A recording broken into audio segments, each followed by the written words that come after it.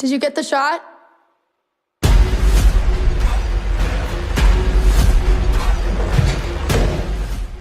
Welcome my 2 stars explanation. So in the film, a total of 4 timelines have been shown.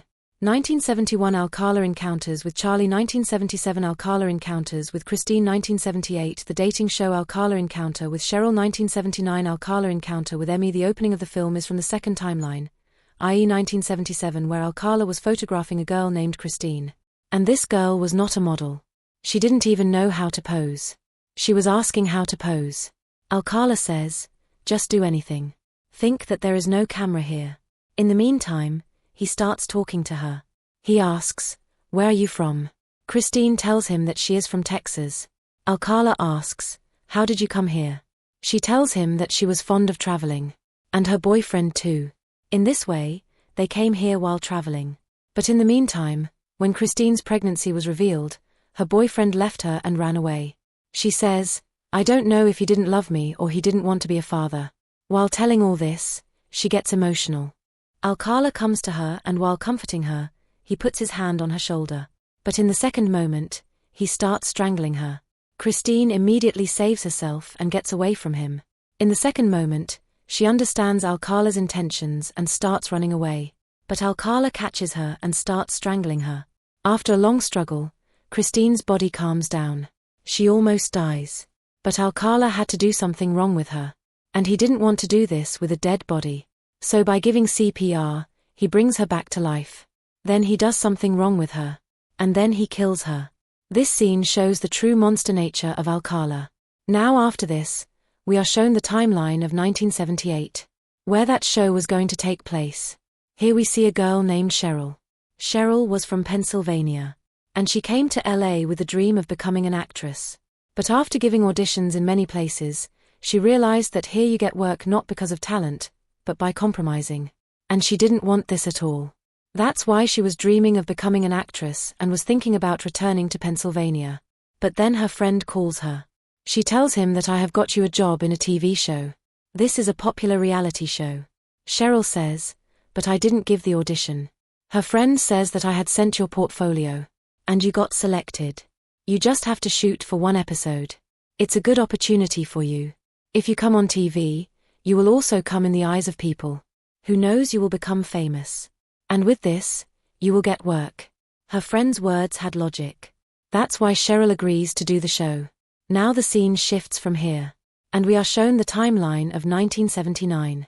Here we see a 15-year-old homeless girl. This girl's name is Emmy. And she had run away from her house. She used to live on the streets. And to survive, she used to steal. She was smoking a cigarette in a quiet place. Then Alcala's eyes fall on her. And without telling her or asking her, he starts taking her photo. When Emmy notices this, Alcala says that "I am a photographer. The subject, background, lighting, etc. were perfect.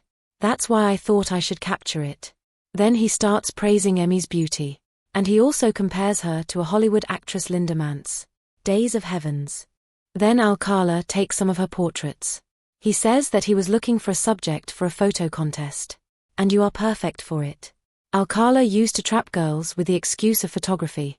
After this, the movie shifts to the first 10 minutes. That is, 1971.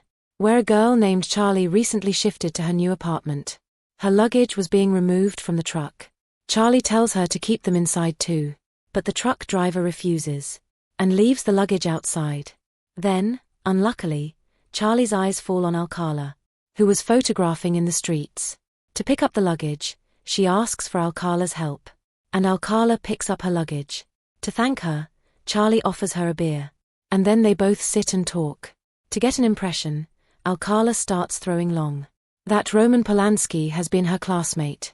He is talking about director Roman Polanski, who has directed a horror movie like Repulsion and Rosemary Baby. But Alcala becomes a puppet here. Because Charlie didn't know anything about Roman Polanski. He had seen Rosemary Baby, but he didn't know the name of the director. So to cover it, he comes back to photography. Then while talking, when he gets a chance, then suddenly he attacks Charlie. And then he also makes him his prey. So now the story of the starting 2 timelines is over. And only 2 are left. 1978's show. Encounter with Cheryl, and 1979's Emmy. I am telling all this so that you don't get confused with different timelines. So from here we go back to the show timeline, where Cheryl had come to the show. This is a dating show, in which Cheryl will ask questions to 3 male contestants, and whoever satisfies her with his answers, he will win this game, and he will get a chance to go on a date with Cheryl. The host of the show, Ed. He introduces Cheryl in this way. So today we have Cheryl with us. Cheryl wants to be an actor. Earlier she used to enjoy food, but she left her job when her boss said that she will get a little higher than her feet. After graduation, she came to LA, and now she is looking for Romeo, who will support Juliet. So are you ready, Cheryl? Cheryl doesn't like the way he introduces her, but still she had to do it. She says, yes, I am ready. The game starts with this, and all 3 contestants are introduced. The first contestant is a little stupid. The second contestant is a little more confident. And the third one is obviously Alcala. His confidence seemed to be completely balanced. In the audience, a girl named Laura recognizes him. She is scared that how did this demon get here? He shouldn't be here. Here Ed explains the rules of the game. That Cheryl can ask any question except the name, work, and age of these contestants. But there was a secret rule when he didn't tell. That Cheryl will have to ask questions from the script given to her. Then round 1 starts. Cheryl asks the contestant 1. Imagine that you are my classmate, and you want to take me on a date. How will you ask? Contestant 1 gives her a very stupid answer. Oh Cheryl, I am a classmate. Will you go on a date with me? Everyone laughs at her. Cheryl also understands that she is a fool. Then she asks the contestant 2.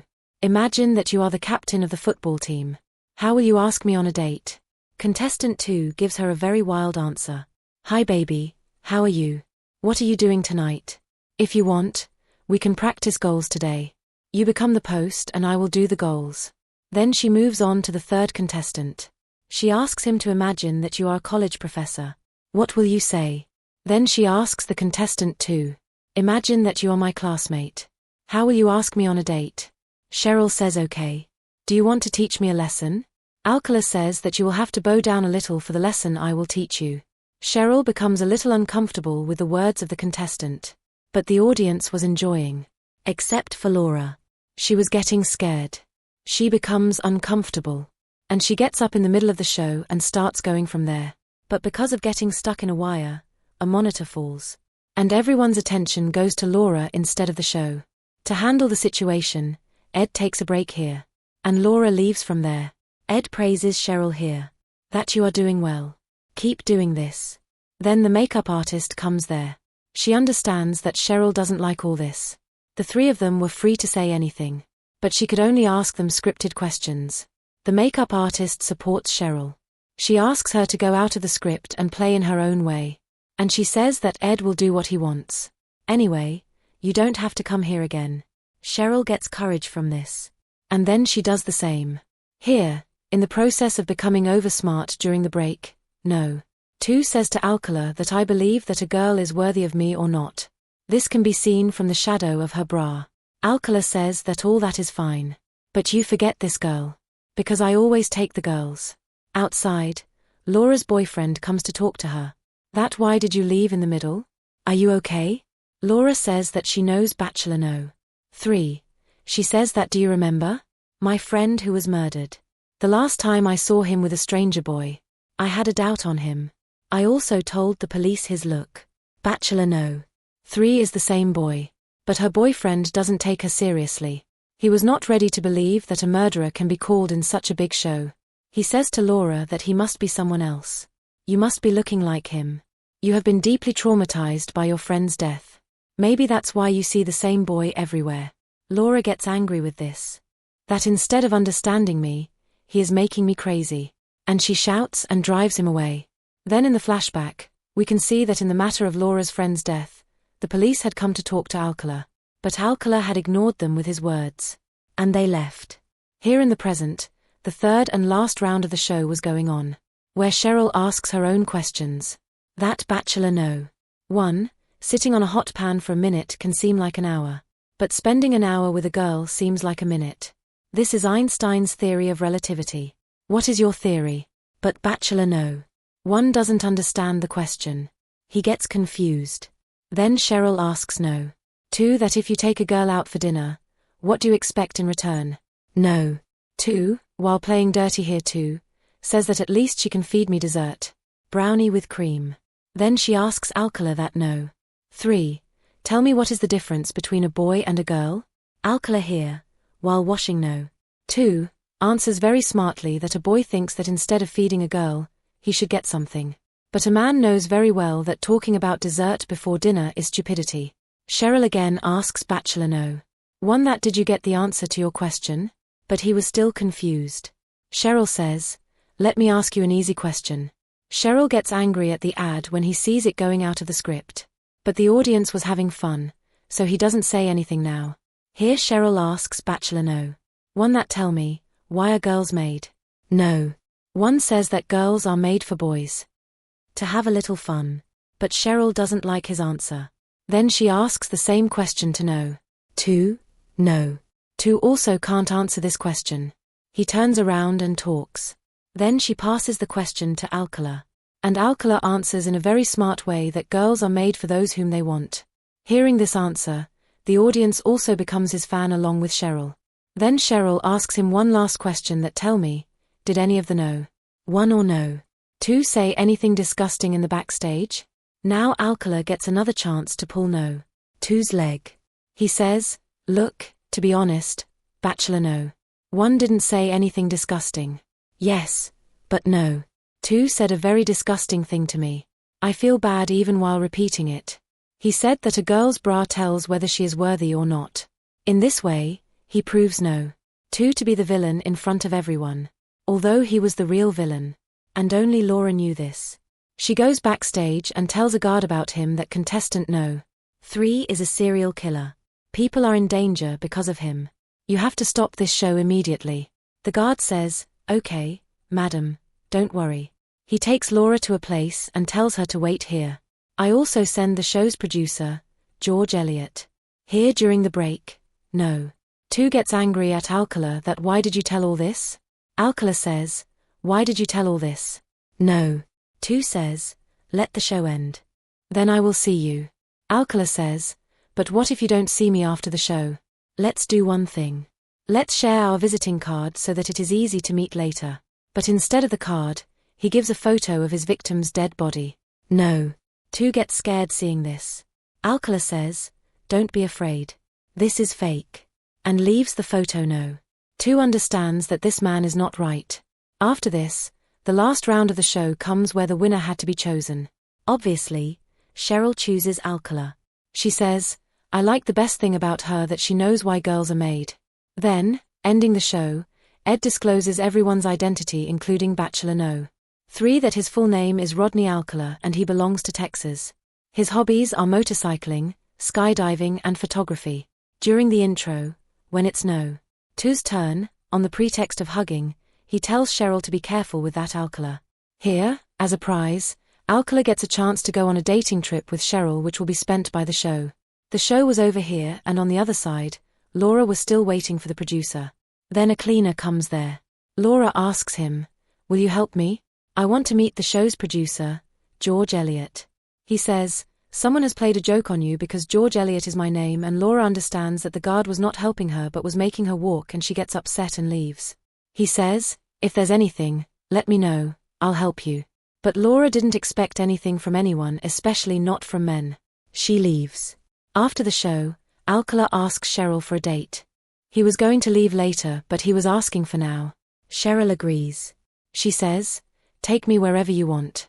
On purpose, he takes Cheryl to a stupid place. Cheryl doesn't like it there. Then Cheryl tells him that she has never dated before. I don't date. Alcala asks, what were you doing in that dating show? Cheryl says, actually I want to be an actor. I thought people will recognize me and I'll get a job easily. Alcala says, okay. So you did all this to be noticed. But there are some people who don't want to be noticed. Now Cheryl starts getting some bad vibes. She didn't think Alcala was the right guy. The restaurant was about to close. She says goodbye to Alcala and leaves. But before leaving, Alcala asks for his number. Cheryl gives him the number on a card and leaves. But then she notices that Alcala was following her. She gets scared. She starts walking fast. Alcala increases his speed. Then he asks Cheryl if she can repeat his number to confirm. I don't understand whether you wrote 4 or 9. But Cheryl can't repeat it because he wrote it the same way. Alcala understood that Cheryl gave him the wrong number. He says, "So you won't go on a date with me?" Cheryl says, "No. I won't go anywhere with you." Alcala says, "It's okay. We will meet again if we are lucky. And then I will kill you." And he gives a creepy smile. This scares Cheryl a lot. There was no one around. The place looked deserted. Cheryl starts walking fast towards her car. And Alcala was following her. Before she takes the car and leaves, Alcala catches her. But then some people are seen there. Because of this, Alcala leaves Cheryl and lets her go. And then at the end, we see the encounter of Amy and Alcala. Let me remind you again that this is the time of 1979. Just a year after the show. He was still not caught and was busy with his activity. Amy was a 15-year-old teenage girl. Alcala had trapped her in his love. Today was Valentine's Day. And Amy had also accepted her as her Valentine.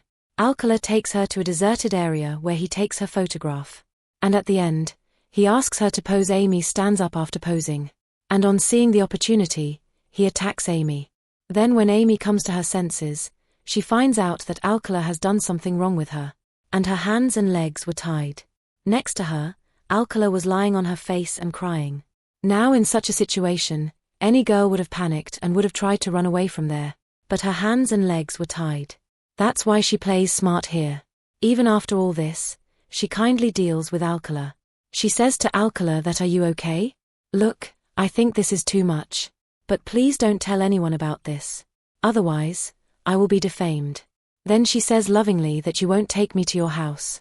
Alcala melts with all this.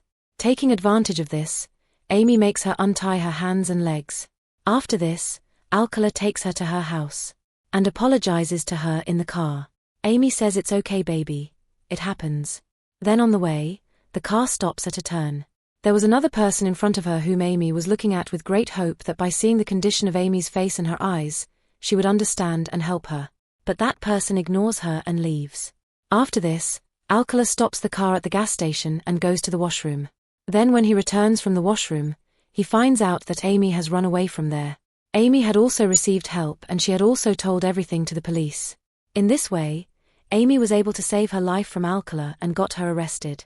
And if you are thinking that there was a happy ending here, then it is not like that. Because soon Alcala's mother got her released on bail. Then she came out and hunted 2 other girls.